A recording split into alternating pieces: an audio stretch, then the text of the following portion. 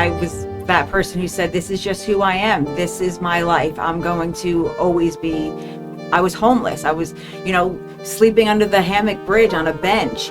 I just thought that was the luck of the draw for me. Like, this was it. But it doesn't have to. No matter the age, it doesn't have to be it. There's always hope at the end of that tunnel.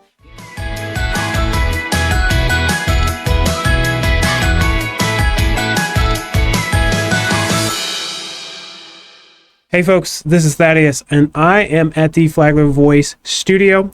We have the Road to Recovery here again with Michael Feldbauer and Lauren, and she's going to say her own last name. It's Lauren, correct? Yes. And say your last name because it is a tongue twister, folks. Give it to us, Lauren. Hey, Nonan. Exactly what she said. Hey, Nonan. Hey, Nonan. So we're going to be talking to her about her journey, and Mike, you have the ball. Take it from here. Well, thanks, Thaddeus. I appreciate that introduction. And welcome Lauren to the podcast today, The Road to Recovery. And she is the Road to Recovery. I've known Lauren now for about 5 years, close to, I think, to around 2000. Yep. Okay. And we were talking earlier, the day I met her, it was quite an event. And the day that she came into drug court. We're going there, and we'll go back and we'll have her talk to her story. And seeing the change in people, like we see the change in Lauren over these 5 years, is incredible. And it's some of the things that help keep us that are involved in this process going when we see this success. We see where they came from and where they are now. It's an incredible change. So I'm not going to take a lot of time. I want Lauren to tell her story, where she is. If there's some questions that'll come up, we'll pop in there, but don't worry about it. Just tell your story, where it started. How did you get into the court? Where were you at that point? How you progressed. And I know it was a rocky road for a while. Oh, yes. Okay. About your recovery, about going to the bridges and all that other stuff that you've been involved with. So please, let them hear it. All right. Be the encourager. Well, for 27 years, I was in active addiction. My family life was very chaotic, a lot of trauma, a lot of violence. My dad was an alcoholic. That's where I learned the fight or flight. I always ran from the situation, whereas my mom and my sister was right in the middle of it. By the time I was 14, I was self-harming myself. By the time I was 15, I was stealing alcohol from the cabinets in the house, and I was getting drunk on my own. And then it just progressed until I was 18 years old. I started messing with the pill mills that were big at that time in 98, and my addiction spiraled from there. The last 4 years of my addiction was really what took its toll on me. My children, I have 3 kids. They're my heart and soul. I had to give them to my mom. I got so bad that DCF was getting involved, and I was taking my kids to places that they had no business being at. I walked away from my dad's condo thinking, this is what I'm supposed to be doing. And I just didn't make any sense in my brain what I was doing wrong. And I just spiraled from there. You name it, I was on it. I was actually released from jail October 31st of 2018. And I was put on drug offender probation. And I went back home to my mom. My mom let me move back in with her, and I isolated till probably about January, maybe December. I isolated. I didn't talk to no one, didn't leave my house, didn't know anything other than what I always was doing, using and running the streets. So I stayed home, and it didn't last. It did not last. I got back with the same people, places, and things. And before I knew it, I walked away from my mom and my kids again, and probation. And I never checked in. And I remember text messaging Officer Cheryl, and she was trying to get me to check in. You need to come into the office. And no, I know what time it is. I don't want to go back to jail. Like, come find me. And then it went from that to emailing each other back and forth. And the email that literally saved my life was her saying, you need more help than I can give you. What about drug court? Wow. And I'm in a room with all these people that were so-called friends, and I didn't even look up and say anything to them. I just responded with capital letters, yes, please. And I remember the day that we met, I was with my dad and my dad's wife. My mom was there, and that was dysfunction at its finest. And that was pretty much my whole life, dealing with things like that. And at the end of the day, I can say a lot of it was when I was older, I was the common denominator because I brought the dysfunction more, as my father did when I was little. Yep. You know, now it was on me. And I stuck with it, though. I remember the day I came to drug court, it was May 9th, 2019, and I was out of my mind because I didn't come in like other participants. I came from the streets, and it probably saved me that way because I made it only until the 14th, sorry, when I was picked up on the safety warrant. And that warrant saved my life because the night before I overdosed. Yeah. And so May 15th, 2019 is my clean date. And June 5th, I was sent to the bridge. Life-changing. I was never so scared in my life for first of all, going out of a place where I had no clue where I was going. I was going to Polk County for 6 months, away from my family, away from my children. And I remember when I was picked up, we left the jail, and we go through Bunnell, and she I think her name was Cheryl. She needed to get a phone charger. So we stopped at the Dollar General, and she let me out of the van, and she was like, "Do you smoke cigarettes?" And I'm like, "Yeah." She's like, "Here's a cigarette. You had about a 5-minute head start. If you're going to run now. And then you got 4 hours on you." She's like, "'Cause I'm not going to report you as absconding until I get to the bridge." And I stood there, and I thought for 1 second, I have places I can go. Just run. But I didn't want that no more. And she came out, and she said, "Are you ready?" And I said, "I'm ready." Got in the van, and she gave me one more chance before 95. She goes, "This is it. I'm not stopping on 95. And I said, "It's the first day of the rest of my life." Yeah, for those of you out in the audience who don't know what she's talking about, the bridge is one of the inpatient recovery places that people, when some of the people come into drug court that need some extra treatment that we can't provide locally, we send them in there. Yes. And I told her it was the first day of the rest of my life, and I ran with that. And I walked into those doors, and the one thing I had to tell myself in my head that I knew was absolutely nothing. I did not know anything. I didn't know how to take care of myself. I didn't know how to stop using. And I had to work that program and relearn life. And for 6 months, I missed my kids so bad. And I had to get in the mindset of when I was home, I wasn't present. So this is the opportunity for me now to become present. Like, they know I'm safe. They're sleeping better at night. They know I'm getting better. And I was there for 6 months, and I got some intensive outpatient therapy.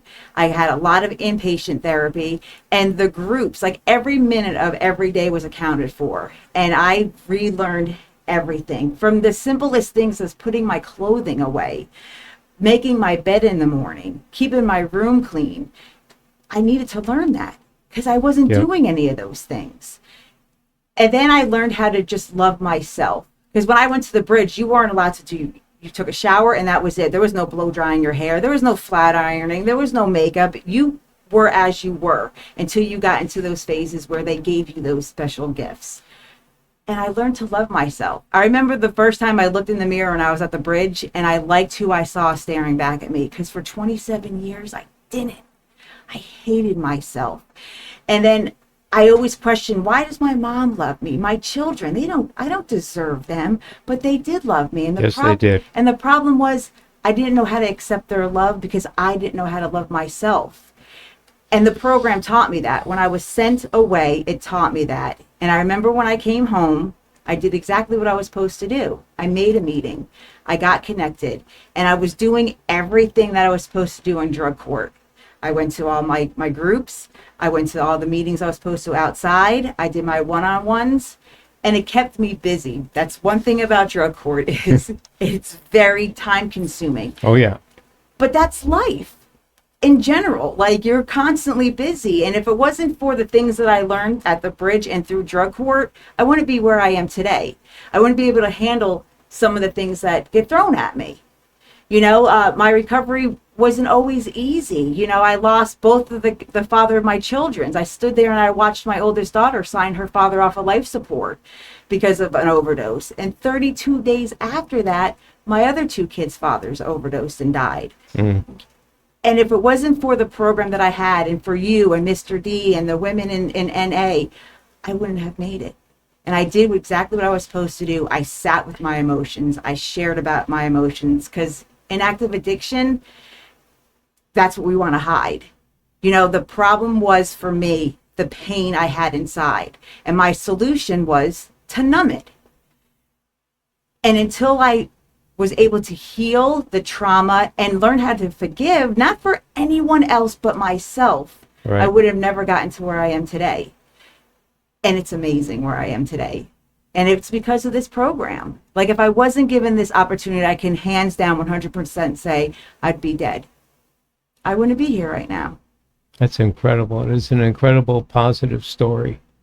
You're one of many, not as many as we'd like, but you are there. And for me personally, seeing you from that very beginning part to where you are today, it's mind blowing. It really is. It helps my heart to see where you are, what you've done, how you've accomplished it. And I know there was rocky roads during that process. Oh, yeah. You didn't get out in the 54 weeks. No. I think I sat in phase 5 for the whole program all over again to try to pass the math of the GED. But it taught me perseverance. It taught me just stay the course. Just keep trusting. Just keep doing what I'm doing. Yep. On that, it's phenomenal. And you're right. Your family did stay with you. Yes. I got to know your mom pretty well. Matter of fact, on a side note, her mom got remarried, and I performed the ceremony. Yes, and it was beautiful. And her kids have been there for her, and they're doing well. Yeah. I mean, that's when you see families reunited, and this was a major reuniting Yeah. because the separation was real, and no one knew for sure because they had looked at where you were. It takes a while to see that progress and to have faith in the progress. And they did. They stood there. They stood by. Yeah. They never gave up, as you never gave up once you entered the program. So what would you have to say to people that are either in the program now, working it, or have an opportunity to come into the program? Be ready. You know, that's the first thing. I was ready. You know, I heard a long time ago someone say, how do you know when someone hit their rock bottom? And the response blew my mind. The person said, when they stop digging their own hole. You know when you're ready. And if you're ready, take the program. It's hard, but it's so worth it. It is so worth it. Now, I hear how hard the program is. Okay, I hear the judge even say, oh, this is, judicially, is one of the hardest programs they offer. But was it harder than being in active addiction? No. No. That's the thing I like to get to the people that are coming up and having that opportunity given to them. And they hear how hard the program is, because it is. Mm-hmm. It gets better and better as long as you're in, because we have different phases, and as you phase up, you have left to do. But it's certainly not more difficult than being in active addiction. So true. Yep. It is. It's way easier. And the commitment that not only you and Mr. D and the judge and our probation officer has for us, it's overwhelming to see, because, you know, when you're on the other side and you're not in drug court, but you're on the other side of just catching felonies, and it's a totally different atmosphere. You know, it's like you guys genuinely care for us. Mm-hmm. You know, if you need help with a tire, you're there to help us. You know, I remember I needed a computer for school.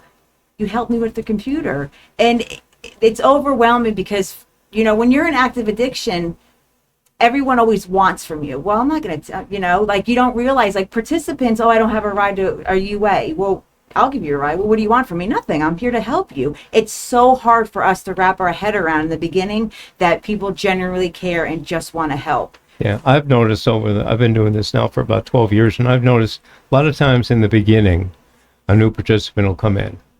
And sometimes it's just plainly a get out of jail card. And it can take them 2 or 3 months to get to that point where they're making that decision. You know what? I want it. And when you can see the change in them, you can see it in their body, you can see it in the way they talk. I want this. Like yourself, I mean, you were in active addiction for a long time. Excuse me. And I saw a young fellow that had been in our program. He's out of the program now, who was in a horrendous automobile accident when he was 15 and been on painkillers until he was 31. I mean, and they weren't no longer just because he needed the pain. He was addicted to them. And he's been clean for over a year and a half now. And he's so happy. You don't know, because how do you think back all those years? What was it like? Most of the time, you don't even know. Yeah. You don't know. And It's all like a blur. And maybe that's not so bad. Yeah. Maybe that's not so bad. As we say, we want to keep looking forward, just like in the car. Yep. The rearview mirror is the small one, for a little self-protection. But that windshield that we look out is where we're going. We want to keep going forward, keep going forward. So when you started getting out, when you started working at which restaurant down? High Tides. High Tides. And what were you doing then when you first there? I was just prepping in the morning. Yep.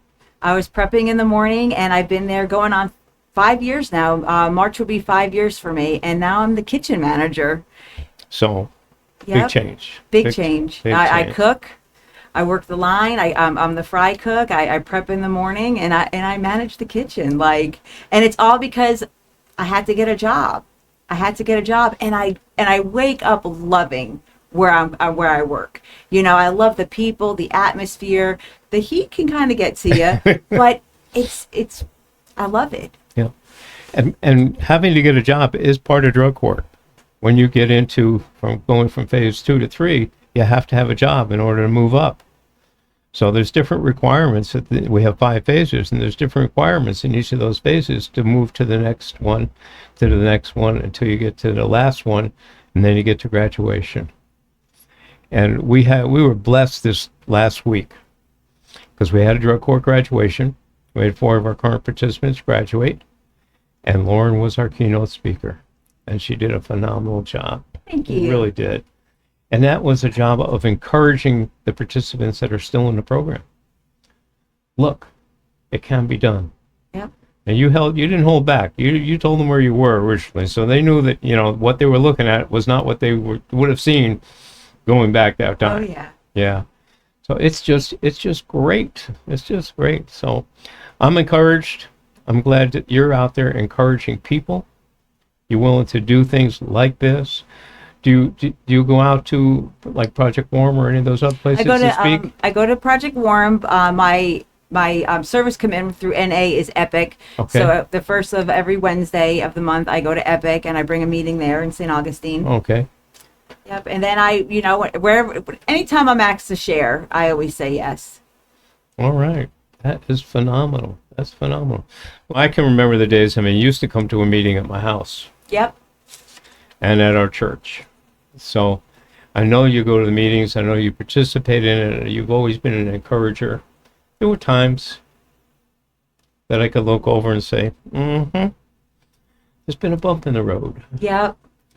But bumps in the road are not there all the time. Never, not there all the time. And that's in everyday life though. Mhm. You don't have to be an addict and you still have bumps in the road. Just a bad day isn't a bad life. Right. Because I think the key for people like yourself that have been there or gone through anything in their life that's held them back and been a problem, when you realize that you can go forward, when you come up with the next bump, you can look back and say, I've done it. I can do it again. Yep. And you keep going. And you keep going. And the key for lots of people that have been in the world of addiction is that there's things that they'll run into in their everyday life that can be a trigger. And what they have to learn is, how do I deal with those triggers? How do I keep from that trigger activating me to go in the wrong direction? You have any advice on that? That's where the connection with other addicts comes into play. You know, if you can't sit and work through those emotions yourself and get past it, that's when the phone has to come into play. That's when you have to go to a meeting and share. That's when you have to get it out there and tell on yourself. So many people, you know, suffer in silence, and that can be dangerous for us.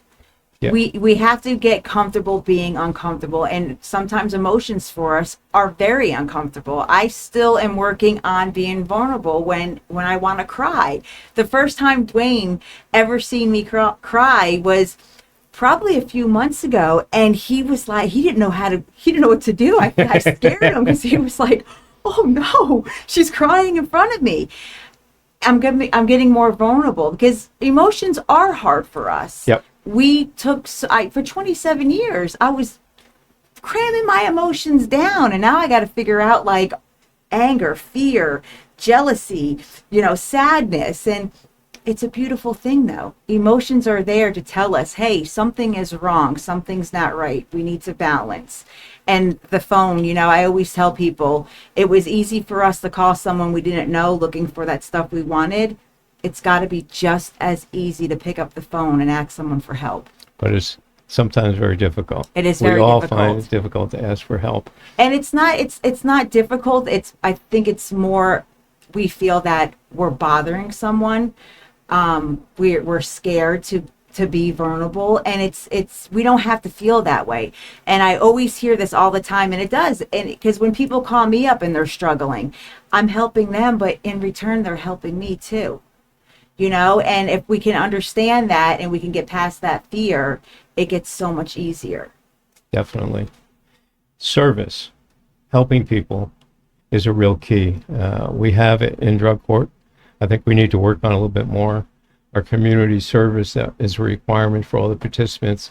Most of the participants think of it as punishment instead of getting out there. And if they could turn that into, wow, I've been able to help.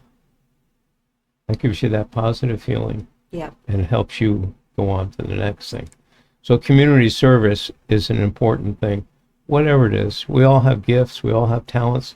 Find out where you can use them. Yes. And there's people out there that need that help.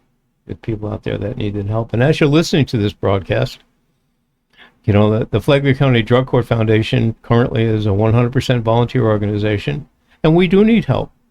We need people that are like Lauren, that have been there, done that, that can join us and help other people that are in the program. We need other people in the community that, based on whatever their business experiences are, that can help us grow, get the word out, because right now, Flagler County is in desperate need of educating our people to the problem that we're running.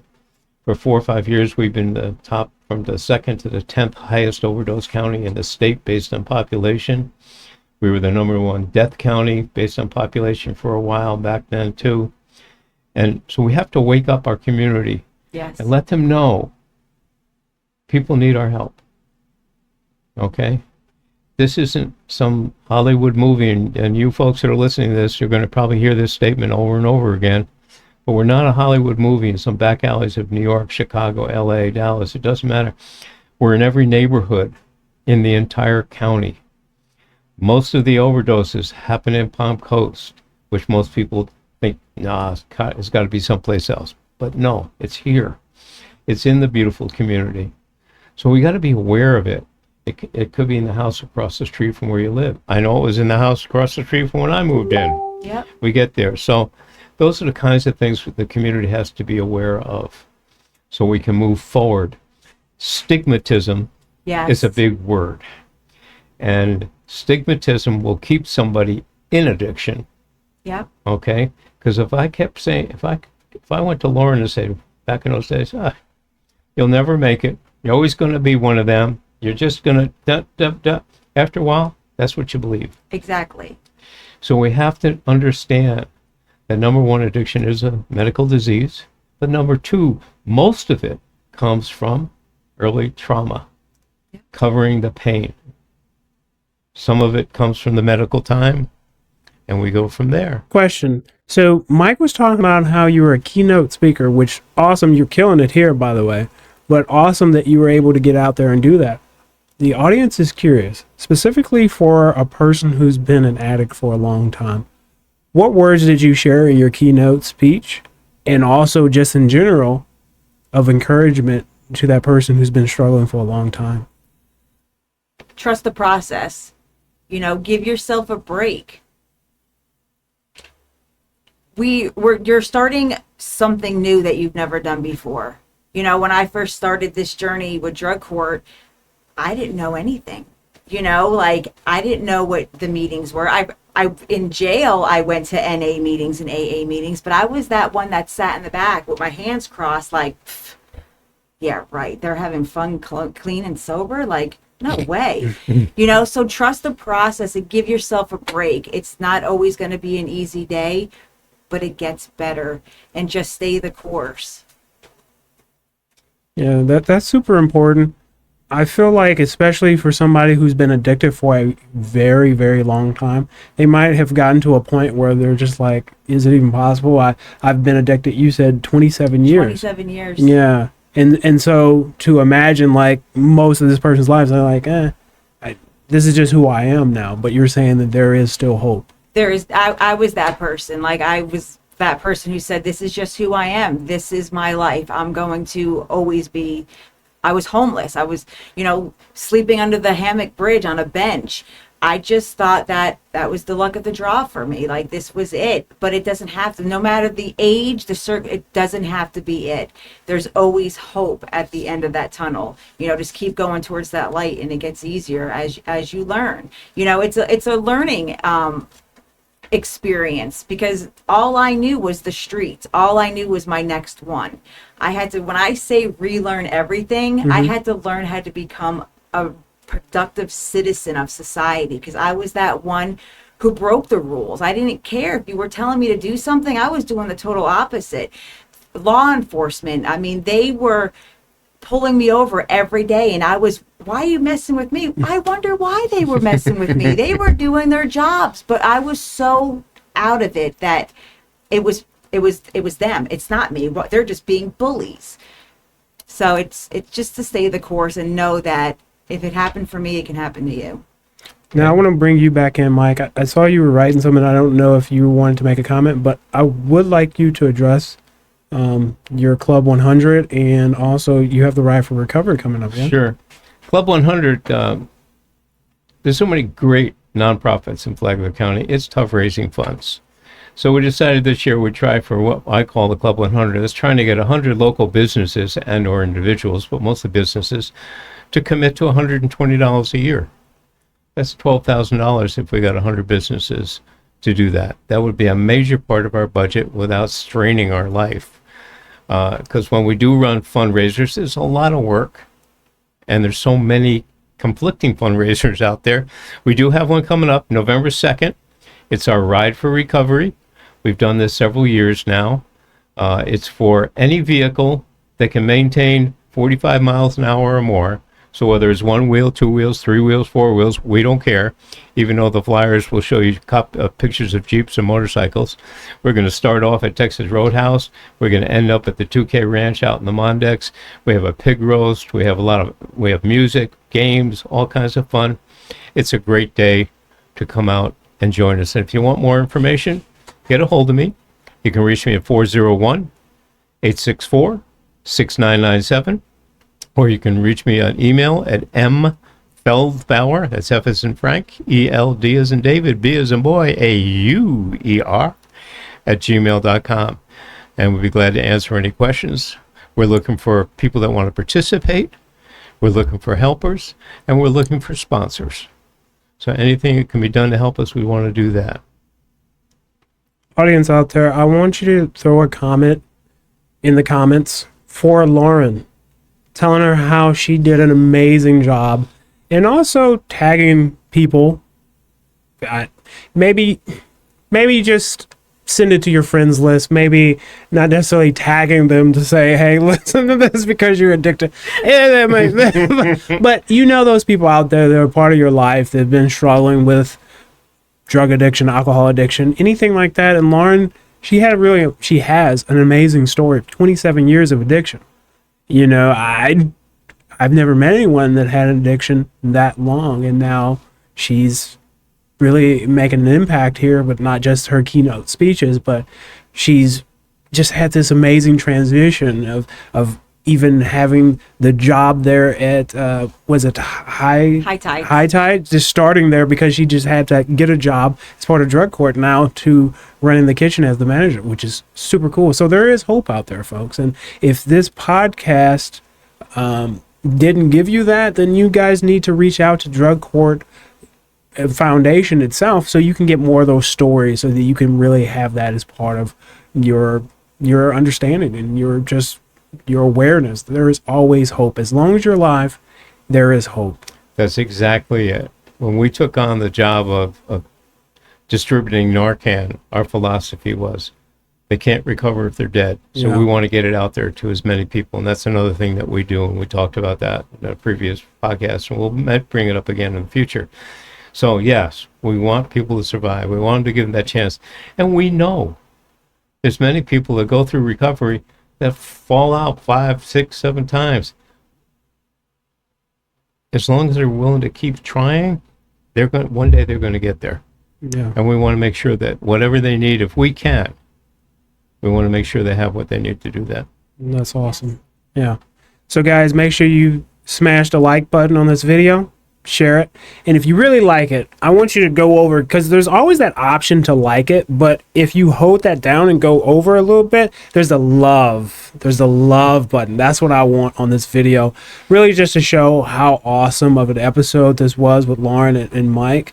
And again, make sure you guys reach out to the Flagler County Drug Court Foundation to get involved in Club 100, but also come out to the Ride for Recovery event that will be happening. What was it, November 2nd, so you can get involved to actually help those in the community make an impact, guys.